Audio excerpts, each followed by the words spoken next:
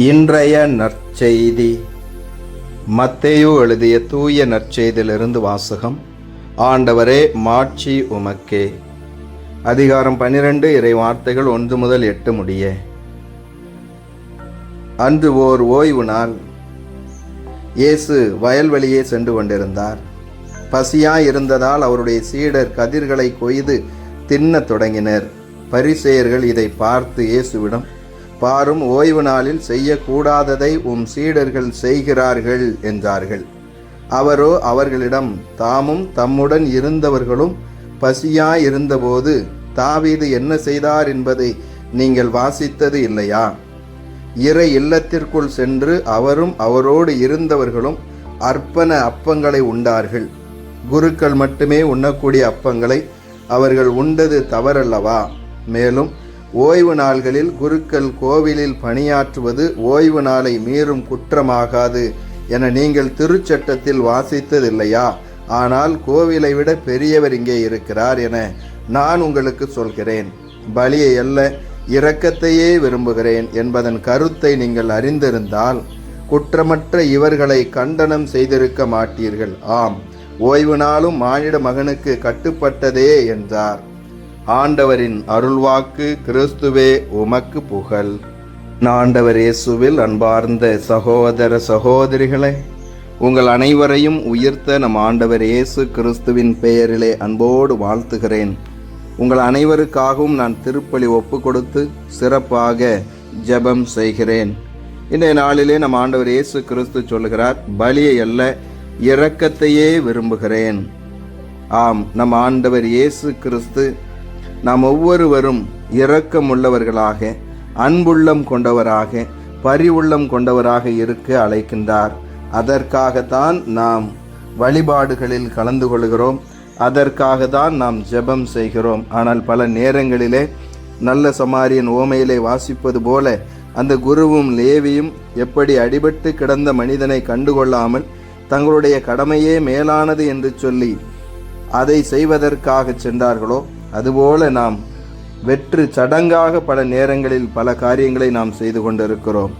பலியை அல்ல, இரக்கத்தையே விரும்புகிறேன் என்று ஆண்டவர் இயேசு சொல்லுகிறார். ஆம், அன்பு சகோதர சகோதரிகளை, நாம் இரக்கமிக்கவர்களாக இரக்க செயல்களில் ஈடுபடுகிற பொழுது அது ஆண்டவருக்கு மிகவும் பிடித்த உயிருள்ள மேலான ஒரு பலியாக இருக்கிறது. ஒடுக்கப்பட்டோருக்கு உரிமை வாழ்வு, சிறைப்பட்டு கிடப்பவர்களுக்கு விடுதலை என்றெல்லாம் ஆண்டவர் இயேசு சொல்லுகிறாரே. நாம் இப்படியாக சமூகத்தில் உள்ளவர்கள், தாழ்நிலையில் இருப்பவர்கள், இவர்களுக்காய் நாம் செய்யக்கூடிய ஒவ்வொரு பணிவிடையும், ஒவ்வொரு நற்செய்தி பணியும் நிச்சயமாக ஆண்டவருக்கு பிடித்தமான ஒன்றாகத்தான் இருக்கும். ஏழை எளிய மாணவர்களுக்கு நாம் அவர்கள் கல்வி கற்பதற்கு உதவி செய்ய வேண்டும். நோயாளர்கள், கவனிப்பாரற்று கிடக்கக்கூடிய நோயாளர்கள், முதியவர்கள், இவர்களை நாம் கவனித்துக் கொள்ளுகிற பொழுது அது மேலான பலியாக இருக்கிறது. புனித அன்னை தெரசா அவர்கள் இதைத்தான் நம் ஒவ்வொருவருக்கும் வாழ்ந்து காண்பித்திருக்கிறார்கள். அதற்காக நாம் ஜெபம் செய்வதையும் அதற்காக நாம் திருப்பலியில் கலந்து கொள்வதையும் தேவையில்லை என்று சொல்லிவிட முடியாது.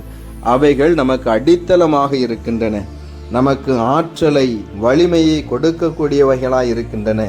எனவே என் அன்பு சகோதர சகோதரிகளே, நாம் ஜெபத்தின் வழியாக ஆண்டவருடைய அருளை, ஆற்றலை பெற்றுக்கொண்டு அதை பயன்படுத்தி நாம் நம்முடைய சகோதர சகோதரிகளுக்கு ஆசீர்வாதமாய் இருக்க வேண்டும். இரக்கம் உள்ளவர்களாக, பரிவுள்ளம் கொண்டவராக, அன்புள்ளம் கொண்டவராக நாம் இருக்கிற பொழுது நாம் உண்மையிலேயே ஆண்டவருக்கு உகந்த உயிருள்ள பலியை ஒப்பு கொடுக்கிறோம். அந்த பலியினுடைய வழிகாட்டுதலில் நாம் வாழ்ந்து கொண்டிருக்கிறோம் என்ற அர்த்தம். ஆண்டவர் இயேசு இன்றைய நற்செய்தியிலே சொல்லுகிறார், கோவிலை விட பெரியவர் ஆண்டவர் இயேசு கிறிஸ்து. ஆம், அன்பு சகோதர சகோதரிகளை, அந்த பெரியவர், கோவிலை விட பெரியவர், மேலானவர் நம் ஆண்டவர் இயேசு கிறிஸ்து இருக்கிறார். நாம் கோவிலுக்கு கொடுக்கக்கூடிய முக்கியத்துவத்தை விட நம் ஆண்டவர் இயேசுவுக்கு அதிக முக்கியத்துவம் கொடுக்க வேண்டும். அவருடைய போதனைக்கு நாம் அதிக முக்கியத்துவம் கொடுக்க வேண்டும் என்பதையே இந்த நாளிலே ஆண்டவர் இயேசு சொல்கிறார். பரிசேயர்கள் ஓய்வு நாள் சட்டத்தை இறுக பிடித்து கொண்டார்கள். அதனுடைய உள்ளார்ந்த அர்த்தத்தை அவர்கள் விட்டுவிட்டார்கள். அதோடு கூட இயேசுவுக்கு எதிராக விமர்சனம் செய்யக்கூடியவர்களாய் இருந்தார்கள். இந்த நிலைகளிலிருந்து நாம் மாறுபட வேண்டும்.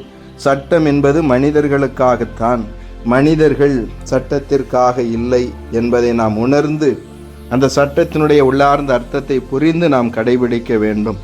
ஆனால் பல நேரங்களிலே சட்டத்தை தவறாக பயன்படுத்தி சக மனிதர்களை வாட்டி வதைத்து கொண்டிருக்கின்றார்கள். இந்த பரிசேயர்கள் அப்படிதான் யூத சட்டத்தை கடைபிடித்தார்கள்.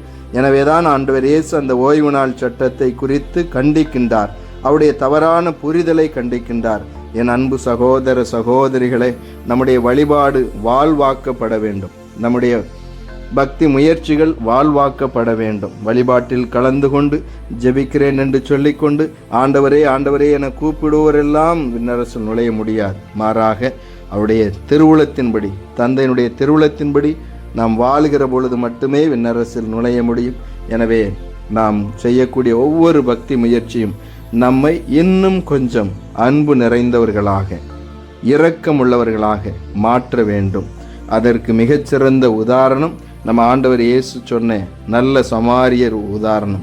தேவையில் இருக்கக்கூடியவர்கள், அவர் எந்த மதமாகவும் இருக்கலாம், எந்த சாதியாகவும் இருக்கலாம், யாராக இருந்தாலும் அவர்கள் அனைவருமே கடவுளுடைய மகன் மகள் என்ற மேலான பார்வையிலே அந்த உதவியை நாம் கடவுளுக்கே செய்கிறோம் என்று நாம் செய்கிற பொழுது கடவுள் நமக்கு கைமாறு கொடுப்பார், கடவுள் நம்மை பாராட்டுவார். எனவே இந்த நாளிலே பலியை அல்ல இரக்கத்தையே விரும்புகிறேன் என்று சொன்ன இயேசுடைய வார்த்தைக்கு ஏற்ப ஏதாவது ஒரு இரக்க செயலையாவது இந்த நாளிலே நாம் செய்வோம்.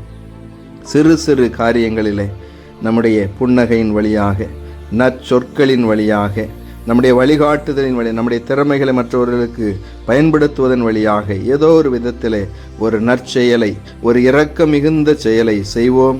ஆண்டவருடைய வார்த்தையின்படி வாழ்வோம். இயேசுவுக்கே புகழ், மரியே வாழ்க.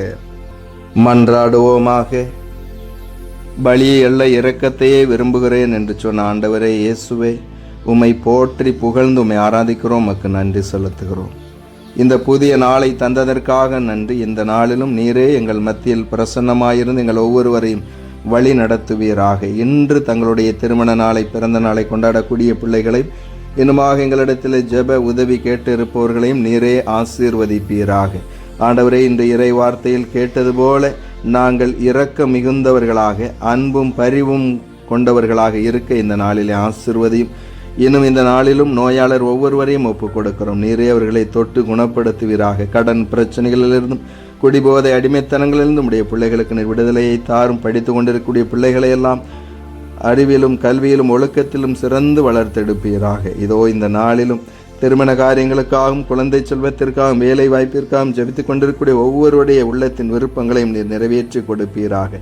இந்த நாள் வெற்றியின், மகிழ்ச்சியின், ஆசீர்வாதத்தின் நாளாக எங்கள் ஒவ்வொருவருக்கும் அமைவதாக. இயேசு ஆண்டவரே, நாங்கள் செய்யக்கூடிய பக்தி முயற்சிகள், ஜெபங்கள், வழிபாட்டில் கலந்து கொள்ளக்கூடிய நிலைகள் எல்லாம் எங்களை இன்னும் அன்பிற்குரியவர்களாய் உருவாக்கட்டும். நாங்கள் ஒருவர் மற்றவரை அன்பு செய்யவும், ஏற்றுக்கொள்ளவும், ஒருவருக்கொருவர் உதவி செய்யவும் நல்ல மனதை நீர் கொடுப்பீராக. வெளியூர்களிலும் வெளிநாடுகளிலும் வேலை செய்து கொண்டு படித்து கொண்டிருக்கக்கூடிய ஒவ்வொருவருக்கும் நீரே மேலான பாதுகாப்பை தாரும்.